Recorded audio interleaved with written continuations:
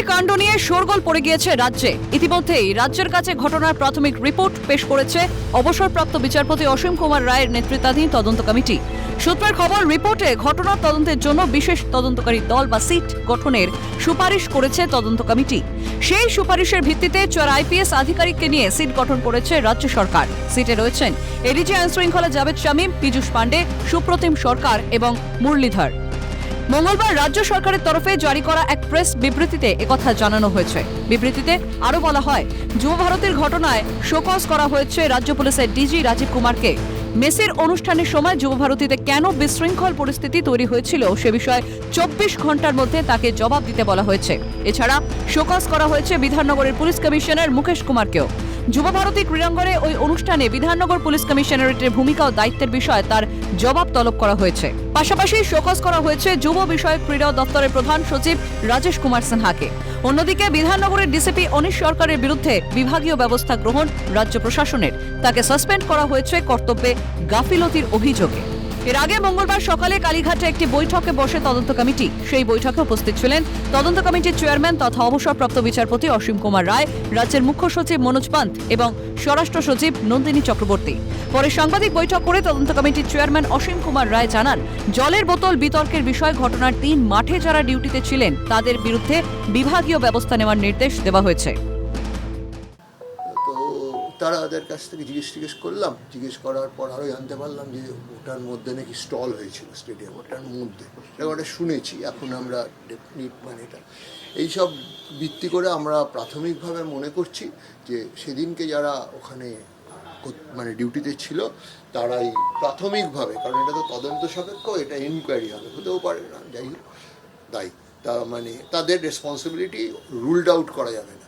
যেহেতু ওই responsibility ruled out করা যাবে না, তাই আমাদের সরকারের কাছে যেমন বলেছি যে আপনারা এদের বিরুদ্ধে ডিপার্টমেন্টালি ব্যবস্থা নিন। সেই সঙ্গে তিনি জানান, তদন্তের দায়ভার সিটের হাতে তুলে দেওয়ার জন্য সরকারের কাছে আমরা সুপারিশ করছি। এই ব্যাপারটা যে এটা যেহেতু পুলিশ আর স্পোর্টস ডিপার্টমেন্ট মেইনলি এসেন্সিয়ালি দায়িত্বে ছিল, তাই ওদের যারা সিনিয়র লোক তাদের আমরা বলেছি যে তোমরা একটা আমাদের একটা রিপোর্ট দাও, কি অবস্থাতে কি হলো, যাতে কেউ সঠিক জায়গায় আমরা পৌঁছতে পারি, সেদিনকে কারা দায়িত্বপ্রাপ্ত ছিল, কী হয়েছে এইটা। তৃতীয়ত আমরা যেটা রেকমেন্ড করেছি সেটা আমরা বলেছি যে এই তদন্তভারটা একটা সিট গঠন করে তাদের হাতে তুলে দেওয়া হোক। তার কথায় এই ঘটনায় পুলিশ ও ক্রীড়া দপ্তরের কাছে রিপোর্ট চাওয়া হয়েছে এবং সেই রিপোর্টের ভিত্তিতেই দোষীদের চিহ্নিত করা হবে। সেইটাই গভর্নমেন্ট সরকারের কাছে বলেছি যে তোমরা এই টিমটা করে একটা করো। আমরা রিপোর্ট চেয়েছি পুলিশের কাছে, চাইছি স্পোর্টসের কাছে চাইছি, সেখান থেকেই আমরা আইডেন্টিফাই করব। আমরা দেখুন, আমি তো আগে থেকে আমরা এগুলো হাতে আমাদের খবর না থাকলে আমরা তো কাউকেই ধরে দোষী সাব্যস্ত করে দেবো না। তিনি আরও জানান, এ ধরনের ঘটনার পুনরাবৃত্তি রুখতে কি পদক্ষেপ নেওয়া উচিত সেটাও আমরা সুনিশ্চিত করব। সেটা হচ্ছে ভবিষ্যতে যাতে এই ধরনের ঘটনাটা না ঘটে তার জন্য কি মেজার্স নেওয়া যায় সেটাকে আমরা ইনশিওর করব। এবং আমরা দেখব, আপনি যেটা বললেন চেয়ারটা তুলে ফেলে দিয়েছে, চেয়ারটা কেন তুলে ফেলে দিয়েছে আমরা সেইটাও দেখেছি। কিন্তু আমরা প্রত্যেকে গিয়ে স্ক্রু তুলে দেখেছি, চেয়ারের তোলার পর তলাটা কিরম আছে সেটা দেখেছি, চেয়ারটা হাতে করে ধরে ওজন করে দেখে ওয়েট বুঝে দেখেছি যেটা ছুঁড়ে ফেলা যায় কিনা।